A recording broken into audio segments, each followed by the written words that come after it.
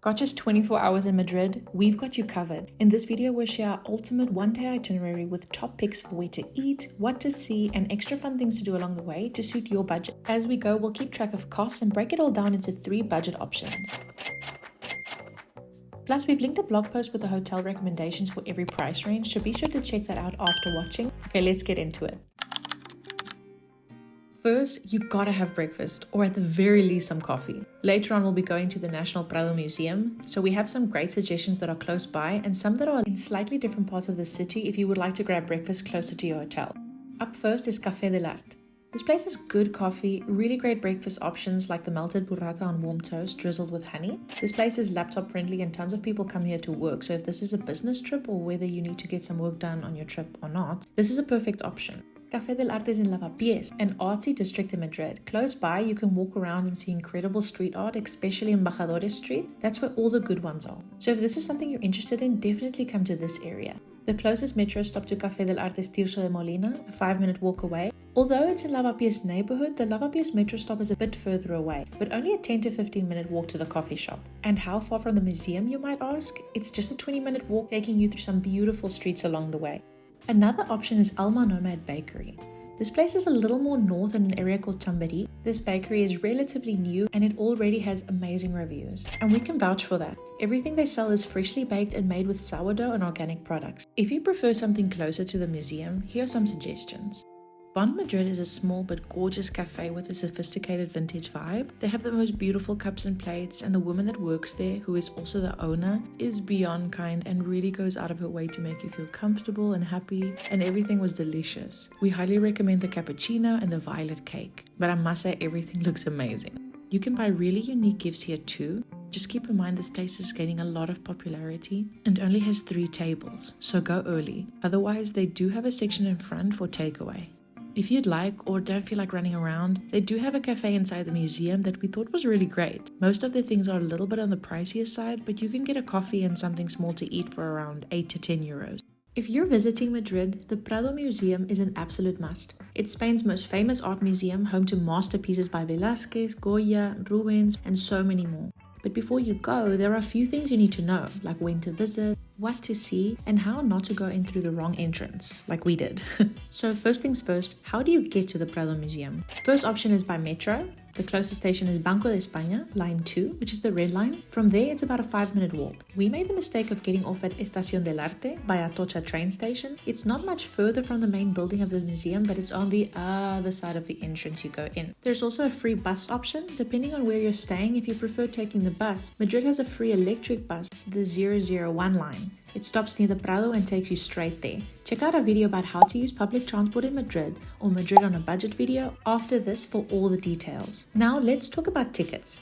You can buy them online through the Prado Museum's official website or get them in person at the museum entrance. Online is always the way to go. It saves you time and you won't have to stand in line, especially during peak hours, but more on the best times to go later. So funny story, we arrived at the Prado like 10 minutes late because we couldn't find the entrance, and also like I said, we got out of the wrong metro stop. Turns out there are many entrances, but Puerta de Goya is where you go if you don't already have tickets, but Puerta de los Jerónimos is where you go if you do have tickets already. Despite being late, they still let us in. Not sure if they were just in a good mood, but they didn't seem to mind much. If you hate crowds, same. Try to visit early in the morning when they first open or later in the afternoon. Tuesdays to Thursdays are usually the quietest and weekends are packed. And yes, you can visit the Prado for free. It's free from Monday to Saturday at 6 p.m. and 8 p.m. and on Sunday and public holidays from 5 p.m. to 7 p.m. But heads up, these times get busy, so expect a really long line. Paying for a ticket might be worth it. It costs 15 euros per entry and 20 euros with the audio guide, which we highly recommend getting, especially if you really like learning about art. When you get inside, grab a map. It'll save you a lot of wandering around. We made the mistake of picking up maps in Portuguese and German, which, fun fact, we do not speak, because for some reason the maps weren't in the correct spots, so double check before you leave the desk. Obviously not the end of the world, but we did have to go back. The Prado isn't huge, but it can be confusing to navigate like most museums. You don't want to just aimlessly wander around, so get the audio guide. It gives you pre-made routes depending on how much time you have. There's a 1-hour route, a 2-hour route, and a full museum route, and then some specific collection routes. It's an easy way to make sure you don't miss the big highlights and you learn a bunch of interesting history that isn't displayed on the boards. If you don't have time to see everything, here are the absolute must-sees. On the ground floor, where you go in, you can see the Garden of Earthly Delights by Bach. It's an incredible painting if you love surrealism. This is one of my personal favorites. On the first floor, walk around all the different rooms to see Las Meninas by Velázquez, probably the most famous painting in the Prado and a must-see, and also all of Rubens and Goya's paintings. For Goya, especially La Maja Desnuda.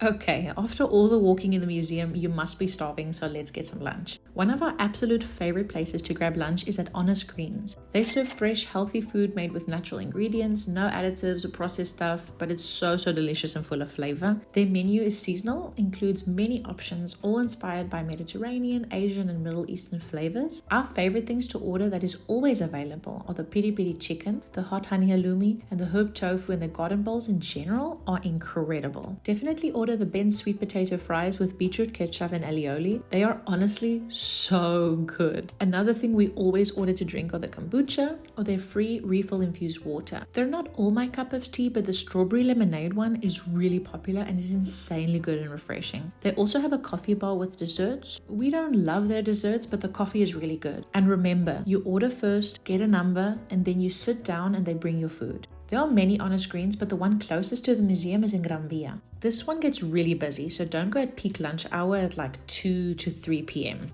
Another place we love and go to often is Belmondo. This restaurant is also great for dinner, by the way. This one is in Velázquez Street in the Salamanca neighborhood. It's a part of the Big Mama group that has restaurants all over Europe. They serve incredible classic Italian food with a modern twist that is super affordable. They also have another restaurant called Villa Capri, close to the Alonso Martinez metro stop, with a similar menu. We love many things on their menu, but genuinely all of their pizzas or anything that has truffle on it is a good choice. Just make sure you make a reservation in advance for both of these, as they tend to get fully booked quite fast. Now, if you feel like something a little different and aren't extremely hungry, here's another suggestion. Order a brunch box to go at Balbiciana in Velázquez, just a 10-minute walk from the iconic Retiro Park, and you can have a picnic lunch in the park. It's 29 euros for a box for 2 people, and you have to order it online before your trip and ask to pick it up at the shop. And just so you know, their pistachio and white chocolate tart is insane, so good. Before you go to Retiro, we highly suggest taking a quick stroll around the Salamanca neighborhood. It's one of the most beautiful and sophisticated areas of the city. And of course, simply enjoying the vibe in Retiro is free, but if you want to, after your brunch, you can go on one of the rowing boats that goes on the Retiro's big pond. They cost 6 euros per boat on weekdays and 8 euros on weekends, and each boat can hold up to 4 people. The ride lasts 45 minutes and can be a super relaxing activity for a couple or a family, or solo of course.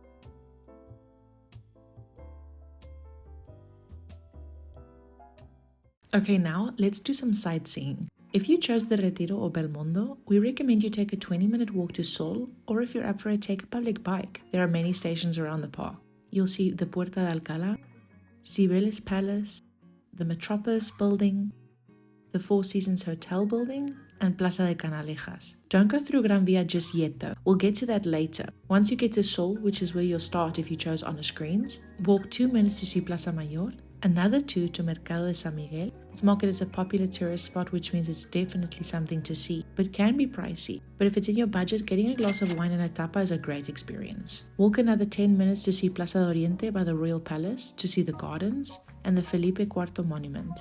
Right next to it is the Royal Palace, which of course is stunning, and the Almudena Church. The Almudena Church is absolutely gorgeous inside and out.